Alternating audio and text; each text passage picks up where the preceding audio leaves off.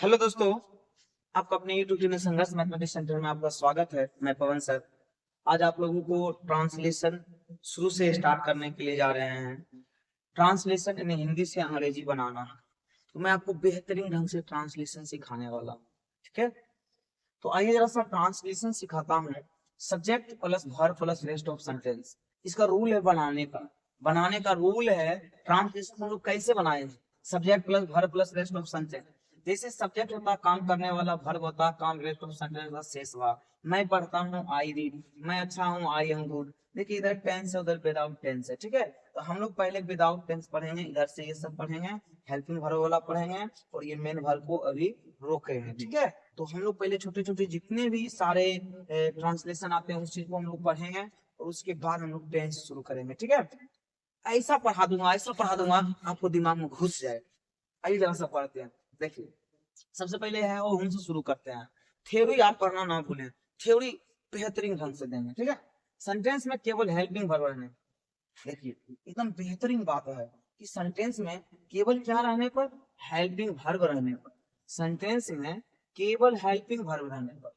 देखिए यहां से आपको बता दूं, सेंटेंस में केवल हेल्पिंग वर्ब रहने पर, सेंटेंस में केवल हेल्पिंग वर्ब रहने पर हम है हो हूं रहने पर हम इज आर एम लिखते हैं।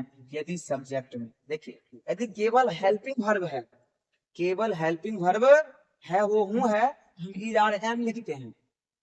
यदि सब्जेक्ट में I am singular is, you are plural are, तो सिंगुलर के साथ हम लोग इज लिखेंगे और प्लुरल के साथ क्या लिखेंगे? आर लिखते हैं, और आराम से हम क्या करते हैं? बना लेते हैं। जैसे देखिए मैं धनी हूं, I am rich. I am rich बनाना कैसे है? देखिए आपको इस तरह से बना लेना, ठीक है। देख लीजिए, कहता है मैं धनी हूँ, पहले सब्जेक्ट होगा, तब वर्ब यानी हेल्पिंग वर्ब होगा, तब रेस्ट ऑफ सेंटेंस होगा। पहले मैं के आई, एम के हूँ, और धनी जो है रिच हो गया, है ना। तुम उदास हो, you are sad, you are sad, ठीक है। हम लोग तैयार हैं, हम लोग तैयार हैं, we are ready, we are ready, ठीक है। हाँ यहाँ पे रेडी होगा। हम लोग खुश हैं, वी आर हैप्पी। सीमा खुश है, सीमा इज हैप्पी। इज क्यों लगा? क्योंकि सीमा सिंगुलर है ना।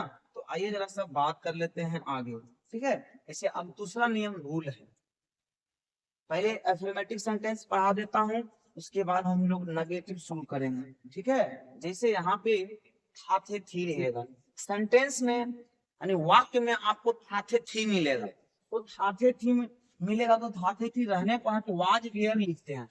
था थे थी रहने पर हम क्या लिखते हैं? Was where. यदि सब्जेक्ट में आई के साथ वाज खरीद लिया है, आई खरीद लिया वाज को, जहां रहेगा वाई वहां वाज रहेगा। आई वॉज सिंगुलर के साथ वाज लगेगा, यू वेयर प्लुरल के साथ में वेयर लगेगा, यानी वेयर लिखते हैं। सिंगुलर के साथ में वाज, प्लुरल के साथ में वेयर लिखते हैं, है ना। आई वाज सिंगुलर, इसको याद रखिएगा। आई वाज सिंगुलर के साथ में वाज, यू आर प्लुरल के साथ में वेयर लिखते हैं। इसी प्रकार से हम लोग बनाने का काम करते हैं, ठीक है। तो आइए जरा सा हम लोग देखते हैं। जैसे देखिए मैं धनी था, आई वाज रिच हो गया। मैं धनी था, आई वाज क्या हो गया? रिच हो गया। I was rich, I was धनी का रिच। तुम उदास थे, यू क्या, यू के साथ क्या लगेगा? वेयर, सेड हो जाएगा ना, सेड लिख दिए। सीता तैयार थी, सिंगुलर है ना, तो सीता वाज की हो जाएगा रेडी। हम लोग खुश थे, वी वेयर हैप्पी। हम लोग तैयार थे, वी वेयर रेडी। इस तरह से बनता है। हम लोग क्या है? प्लुरल है, इसके साथ वेयर लगेगा। हम लोग क्या है? प्लुरल है, इसीलिए वेयर लगेगा। सीता सिंगुलर है, इसीलिए वाज लगेगा। तुम क्या बोले थे? यू वेयर प्लुरल, यानी यू के साथ वेयर लगेगा, एकदम कंफर्म लगेगा, क्लियर लगेगा, कहीं से बदलने वाला नहीं है।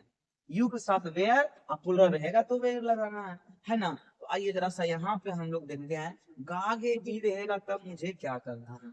गागे गी रहेगा तो मुझे क्या करना चाहिए? देखिए गागे गी रहने पर हम विल या शैल प्लस बी लिखते हैं। गागे गी रहने पर हम क्या लिखते हैं? बताओ। गागे गी रहने पर हम विल या शैल प्लस बी लिखते हैं। यदि सब्जेक्ट में आई वी शैल, शैल भी लगाना है, आई और वी के साथ शैल भी, अब बाकी के साथ विल भी लिखते हैं।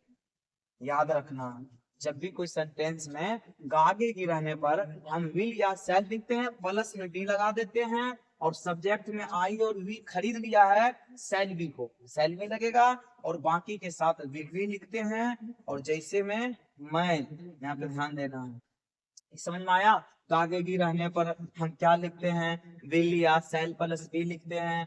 विल कहाँ लगाते हैं, शैल कहाँ लगाते हैं, यहाँ से हम लोग को पता चल जाएगा कहाँ हम शैल लगाते हैं और कहाँ विल लगाते हैं। आई बी सी, आई बी रहेगा, आई और बी, शैल बी, बाकी के साथ भी कुछ छोड़ेंगे, विल भी लगाना है। सिर्फ आई और बी के साथ शैल बी, बाकी के साथ विल भी लिखना है। जैसे मैं तैयार रहूंगा, I shall be ready, I shall be ready. आप खुश रहेंगे, you will be happy. Note याद रखना, नोट इस सेंटेंस में गागेगी के साथ अवश्य या जरूर रहने पर हम क्या करेंगे, यहाँ पे बदल जाएगा। देख तेरी संसार की हालत का हो गया भगवान, कितना बदल गया इंसान। यहाँ पे देखिए बदल जाएगा। गागेगी के साथ अवश्य या जरूर रहने पर हम जो है सब्जेक्ट में आई बी के साथ विल भी और बाकी के साथ शैल भी लिखते हैं। देखिए पहले क्या करते थे, आई बी के साथ विल शैल लगाते थे, पहले आई बी के साथ शैल भी लगाते थे, लेकिन अब आई बी के साथ विल भी लगाएंगे। क्यों? क्योंकि सेंटेंस में अवश्य या जरूर रहना चाहिए। मैं अवश्य तैयार हूँ, मैं अवश्य खुश हूँ, मैं जरूर मैं जरूर खुश हूँ, मैं अवश्य ये क्या कहता है, मैं अवश्य तैयार हूँ, मैं अवश्य ये कर रहा हूँ, बहुत सारा ये है, मैं जरूर तैयार रहूंगा, है ना। इसीलिए अवश्य या जरूर रहेगा, आई बी के साथ विल भी और बाकी के साथ शैल भी। कब? जब रहेगा मैं सेंटेंस में मैं जरूर तैयार रहूंगा। अब बताइए मेरे भाई, यहाँ जो बनने वाला है मैं जरूर तैयार रहूंगा, आई विल बी रेडी। क्या बोले, जरूर रहने पर आई के साथ शैल भी लगता था, लेकिन अब विल भी लगेगा। आप अवश्य खुश रहेंगे, यू, देखिए यू के साथ लगता था पहले विल भी, लेकिन अब लगेगा शैल बी हैप्पी। क्यों?